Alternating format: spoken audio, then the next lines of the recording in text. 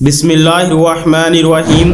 السلام علیکم ورحمۃ اللہ وبرکاتہ۔ ناظرین، امید کرتا ہوں آپ سب لوگ خیر و عافیت سے ہوں گے۔ ناظرین، کیا آپ جانتے ہیں کہ لوح محفوظ کیا ہے اور یہ کہاں پر ہے؟ اللہ تبارک و تعالیٰ نے لوح محفوظ کو کس طرح پیدا کیا، اس کی شکل و صورت کیسی ہے اور اس کو کس چیز سے بنایا گیا، اور لوح محفوظ کے اندر اس کائنات کے کون کون سے راز تحریر ہیں، اور جب اللہ تبارک و تعالیٰ کسی کام کا ارادہ فرماتا ہے تو اس کام کو کیسے سر انجام دیا جاتا ہے، اور لوح محفوظ پر اللہ تبارک و تعالیٰ نے کس فرشتے کی ڈیوٹی لگائی ہوئی ہے، اور کیا لوح محفوظ میں لکھی ہوئی تقدیریں بدل سکتی ہیں؟ ان تمام سوالات کے جوابات ہم آپ کو آج کی اس ویڈیو میں دینے والے ہیں، لہٰذا آپ سے گزارش ہے کہ ہماری اس ویڈیو کو اینڈ تک مکمل ضرور دیکھیے گا۔ محترم ناظرین، سب سے پہلے آپ کو بتاتے چلیں کہ لوح محفوظ ایک ایسی تختی ہے جس میں اس کائنات کے تمام راز لکھے ہوئے ہیں۔ کون کب مرے گا، کس کو کتنا رزق دیا جائے گا، اور کس کی زندگی میں کون کون سے حالات درپیش ہوں گے، کس کو کس طرح کی موت آئے گی، اور کون کس حال میں مرے گا، اور کس کا حشر کیسا ہوگا۔ الغرض تمام زمین و آسمان اور اس پر اسرار دنیا و کائنات کے تمام راز اس تختی پر تحریر ہیں۔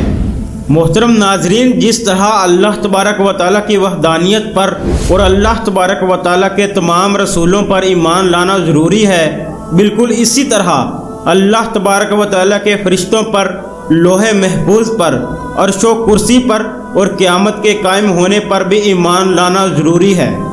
لوح ایک عربی زبان کا لفظ ہے جس کا مطلب تختی ہے، اور محفوظ اسے کہتے ہیں جس کی حفاظت کی جائے۔ محترم ناظرین، روایات میں آتا ہے کہ اللہ تبارک و تعالیٰ نے زمین و آسمان کو تخلیق کرنے سے 50,000 پہلے لوح محفوظ کو تخلیق فرمایا۔ اللہ تبارک و تعالیٰ نے جب قلم اور لوح محفوظ کو تخلیق فرمایا تو اللہ تبارک و تعالیٰ نے قلم کو حکم ارشاد فرمایا کہ لکھ، تو قلم نے اللہ تبارک و تعالیٰ کی بارگاہ میں عرض کیا، یا رب العالمین کیا لکھوں؟ تو اللہ تبارک و تعالیٰ نے ارشاد فرمایا کہ اس کائنات کی ابتدا سے لے کر انتہا تک تمام تر معاملات کو لکھ دے۔ تو قلم نے اللہ تبارک و تعالیٰ کے حکم کے مطابق لوح محفوظ پر تمام تر معاملات کو لکھ دیا۔ محترم ناظرین، لوح محفوظ وہ تختی ہے جس میں تمام انسانوں کی تقدیریں لکھی ہوئی ہیں۔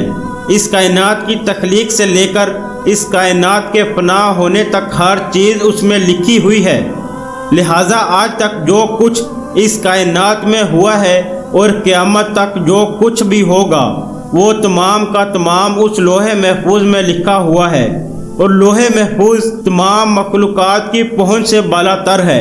کوئی بھی انسان یا شیطان اس تک نہیں پہنچ سکتا، جیسا کہ بخاری شریف کی حدیث ہے کہ حضور پاک صلی اللہ علیہ وسلم نے ارشاد فرمایا کہ اللہ تبارک و تعالیٰ نے لوح محفوظ میں ہر چیز لکھ دی اور آسمان و زمین کو پیدا کیا۔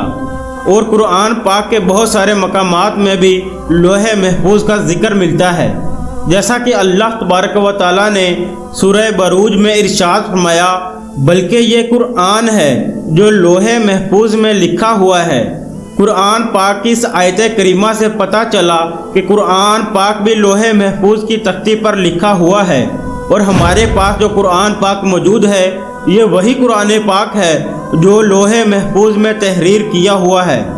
اور ایک دوسرے مقام پر اللہ تبارک و تعالیٰ نے قرآن پاک میں ارشاد فرمایا، اور ہم نے ہر چیز لوح محفوظ میں شمار کر رکھی ہے، یعنی کہ اللہ تبارک و تعالیٰ نے ہر چیز کو اس جہان میں واقع ہونے سے پہلے ہی لکھ دیا تھا۔ محترم ناظرین، لوح محفوظ کو اللہ تبارک و تعالیٰ نے سفید موتیوں سے بنایا ہے، اور اس کے صفحات یعنی پیجز سرخ یاقوت کے ہیں، اور اس کی تحریر نور سے لکھی ہوئی ہے۔ جیسا کہ حضرت ابن عباس رضی اللہ تعالیٰ عنہ سے روایت ہے کہ حضرت محمد مصطفیٰ صلی اللہ علیہ وسلم نے ارشاد فرمایا کہ اللہ تبارک و تعالیٰ نے لوح محفوظ کو سفید موتیوں سے پیدا کیا، اور اس کے صفحات یعنی پیجز سرخ یاقوت کے ہیں، اور اس کا قلم نور کا ہے، اور اس کی لکھائی بھی نور کی ہے۔ اور اللہ تبارک و تعالیٰ ہر روز لوح محفوظ کی طرف 360 مرتبہ نظر فرماتا ہے۔ چنانچہ اللہ تبارک و تعالیٰ کسی کو پیدا کرتا ہے، کسی کو رزق دیتا ہے، کسی کو زندگی دیتا ہے اور کسی کو موت، اور کسی کو عزت سے نوازتا ہے اور کسی کو ذلت میں ڈال دیتا ہے، اور اللہ تبارک و تعالیٰ جو چاہتا ہے وہ کرتا ہے۔ محترم ناظرین، روایات میں آتا ہے کہ لوح محفوظ کی لمبائی زمین و آسمان کے برابر ہے اور اس کی چڑھائی مشرق و مغرب کے برابر ہے۔ لوح محفوظ عرش کی دائیں جانب ہے اور عرش کے ساتھ لٹکی ہوئی ہے، اور اس کی اصل ایک فرشتے کی گود میں ہے۔ حضرت ابن عباس رضی اللہ تعالیٰ عنہ بیان فرماتے ہیں کہ لوح محفوظ کے سینے پر بطور ٹائٹل یہ الفاظ لکھے ہوئے ہیں کہ اللہ کے علاوہ کوئی عبادت کے لائق نہیں، اس کا دین اسلام ہے اور محمد مصطفیٰ صلی اللہ علیہ وسلم اس کے بندے اور رسول ہیں۔ لہٰذا جو بھی اللہ پر ایمان لائے گا اور اس کے وعدوں کو سچا جانے گا اور اس کے رسولوں کی اتباع کرے گا تو اللہ تبارک و تعالیٰ اس کو جنت میں داخل کر دے گا۔ محترم ناظرین، لوح محفوظ پر اللہ تبارک و تعالیٰ نے اپنے مقرر فرشتے حضرت اسرافیل علیہ السلام کی ڈیوٹی لگائی ہوئی ہے، جیسا کہ حضرت ابو سنان رحمۃ اللہ علیہ فرماتے ہیں کہ اللہ تبارک و تعالیٰ کے سب سے زیادہ قریب لوح محفوظ ہے جو عرش کے ساتھ لٹکی ہوئی ہے۔ جب اللہ تبارک و تعالیٰ کسی شے کا ارادہ فرماتا ہے تو لوح محفوظ میں لکھ دیتا ہے۔ یہ لوح محفوظ حضرت اسرافیل علیہ السلام کے ماتھے کو آ کر ٹکراتی ہے، جبکہ حضرت اسرافیل علیہ السلام اللہ تبارک و تعالیٰ کی عظمت کی وجہ سے اپنے سر کو جھکائے ہوئے ہیں اور اپنی نظروں کو نہیں اٹھاتے۔ جب لوح محفوظ کی تختی حضرت اسرافیل علیہ السلام کے ماتھے سے آ کر ٹکراتی ہے تو حضرت اسرافیل علیہ السلام اس میں نظر کرتے ہیں۔